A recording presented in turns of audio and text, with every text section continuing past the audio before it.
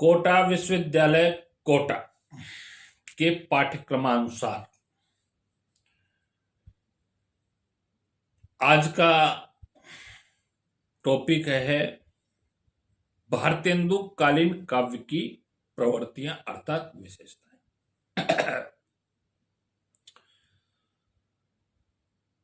मेरा नाम है doctor Ashok Kumar Sharma, associate professor Hindi साहित्य, राजकीय महाविद्यालय गंगापुर सिटी।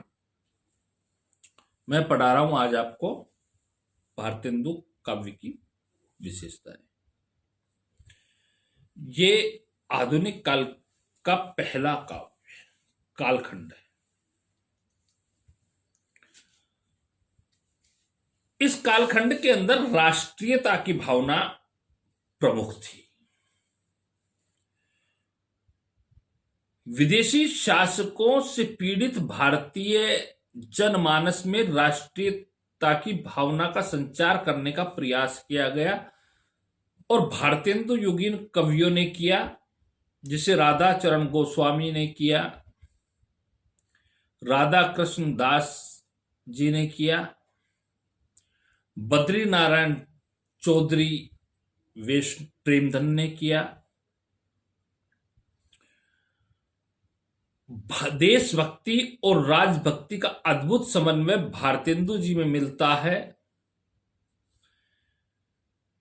अंग्रेजों के कुशासन व्यवस्था पर उन्होंने प्रहार किए। भारतेंदु जी ने निम्न पंक्ति भी लिखी कि अंग्रेज राज सुख साज सजे सब भारी, पेधन विदेश चली जात बड़े अति भारी।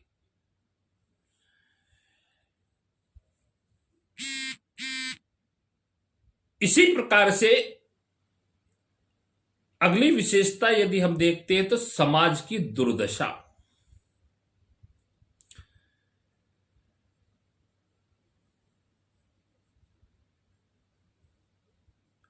आर्य समाज, ब्रह्म समाज जैसे सामाजिक आंदोलनों के प्रभाव से इस काल में नवीन सामाजिक चेतना का उदय हुआ। विधवा विवाह, नारी शिक्षा, अस्पृश्यता निवारण की और जनता का ध्यान आकर्षित करने वाली कविताएं लिखी गई। सामाजिक रूढ़ियों को नकारते हुए बाल विवाह, विधवा विवाह, सती प्रथा, छुआछूत को काव्य विषय बनाया और सामाजिक कुरीतियों, छल कपट, पाखंड का खंडन करने में इन कवियों ने बढ़ चढ़कर के योगदान किया। भारतेंदु जी ने भारत दुर्दशा का चित्रण किया तो लिखा कि रोवों मिली आवों सब, आवों भारत भाई, हा हा भारत दुर्दशा देखी न जाए।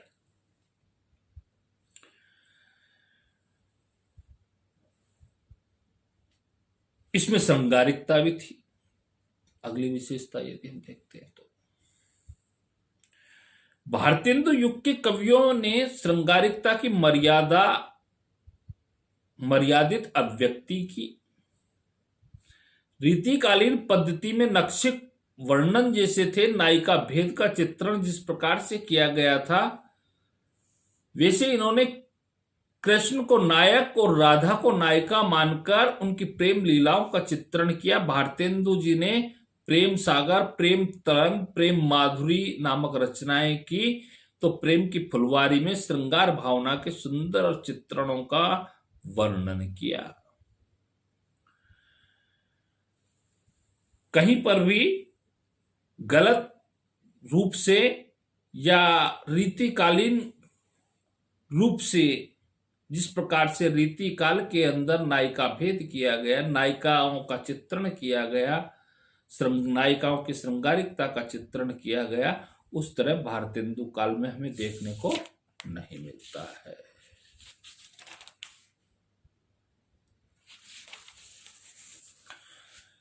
भक्ति भावना भी इस काल में बहुत दिखाई पड़ती है।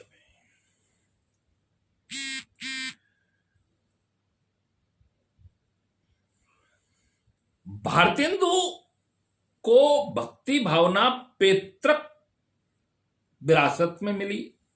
कि उनका भक्ति परक रचनाओं में प्रमुख स्थान आता है। भक्ति सर्वस्व, वैशाख महात्मा एवं कीर्ति स्नान, कार्तिक स्नान। भारतेंदु जी पुष्टि मार्गीय भक्त थे और वल्लभ संप्रदाय में दीक्षित थे, इसलिए वह इस प्रकार की पंक्तियां लिखते हैं। मेरे तो साधन एक ही, जग नंदलाल वृष भानु दुलारी। नैन भरी देख लेहूं जग जोरी, मनमोहन सुंदर नर नागर, श्री वशभान किशोरी।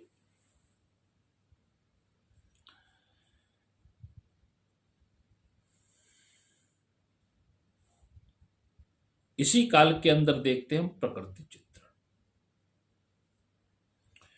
भारतेंदु कालीन कवियों ने प्रकृति का स्वच्छंद रूप से चित्रण किया, कहीं कहीं परंपरा निर्वाह करते हुए भी प्रकृति निरूपण किया, तो एक और उन्होंने वसंत का, वर्षा का, वर्षा ऋतुओं का मनोहारी चित्रांकन किया, दूसरी तरफ गंगा यमुना चांदनी का सुंदर चित्रण किया।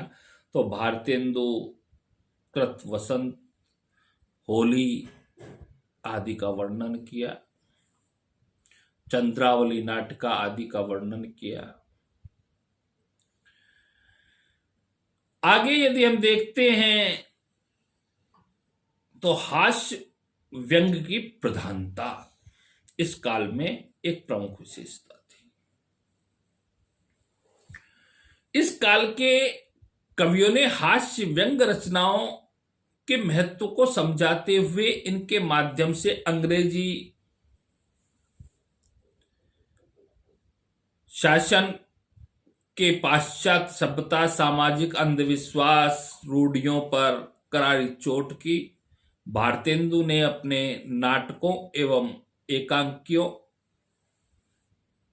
एवं व्यंग्योक्तियों के माध्यम से तत्कालीन जो परिस्थितियां थी उनका सुंदर चित्रण किया। अंधेर नगरी में चूरण वाला कहता है, चूरण साब लोग जो खाता, तारा हिंद हजम कर जाता। नए जमाने की मुकरियों में कवि ने समसामयिक बुराइयों पर व्यंग किए। मद्यपान पर के संबंध में उनकी व्यंग्योक्ति देखिए, मुंह पर लागे जब नहीं छूटे, जाति मन धन सब कुछ लूटे, पागल करे मोही को खराब, क्यों लखी साजन करी शराब। समस्या पूर्ति। भारतेंदु काल के जो कवि थे वो कवि समस्या पूर्ति के रूप में काव्य रचना करते थे। कोई भी एक पंक्ति या पद्यांश समस्या के रूप में दिया जाता था और कविजन विलक्षण कविताएं, विलक्षण कल्पनाएं करते हुए उस समस्या की पूर्ति हेतु काव्य रचना करते थे। समस्या पूर्ति का प्रमुख नियम यह था कि पंक्ति या छंद या कविता के माध्यम से समस्या की पूर्ति की जाए। पपिया जब पूछिए पपिया कहाँ है, समस्या की पूर्ति पंडित प्रताप नारायण मिश्र ने इस प्रकार की, बन बैठिए मन की मूरत सी, मुख खोली बोले हैं नहीं नाही न हो, तुम ही मुनमाही हारी के तकियान है, कौन चला ही तहां। ये एक प्रकार की समस्याओं की पूर्ति की उन्होंने। अगली विशेषता है ब्रजभाषा। ब्रजभाषा के अंदर भारतेंदु के अधिकांश कवियों ने ब्रजभाषा में काव्य रचना की। यद्यपि खड़ी बोली का प्रयोग इस काव्य में होने चालू हो गया था, कालखंड में चालू हो गया था। पद्माकर घनानंद जैसी परिष्कृत भाषा तो नहीं, किंतु उनमें प्रवाह, स्वाभाविकता, पंडित प्रताप नारायण की ब्रजभाषा, कन्नौज के का प्रभाव, उर्दू शब्दों का प्रयोग साफ झलकता था। भारतेंदु जी ने यद्यपि साफ सुथरी ब्रजभाषा का प्रयोग किया, उनकी रचना फूलों का गुच्छा में उर्दू के पर्याप्त शब्द हैं, फिर भी काल के कुछ कवियों ने खड़ी बोली में लिखा। ये सच्चे अर्थों में आधुनिक काल के जनक कहे जाते हैं। कौन? भारतेंदु। राष्ट्र के समाज के उद्बोधन देते हुए उन्होंने कवि वर्चस्व को बखूबी से निभाया। इसके लिए वे साधुवाद के पात्र भी हैं। समाप्त।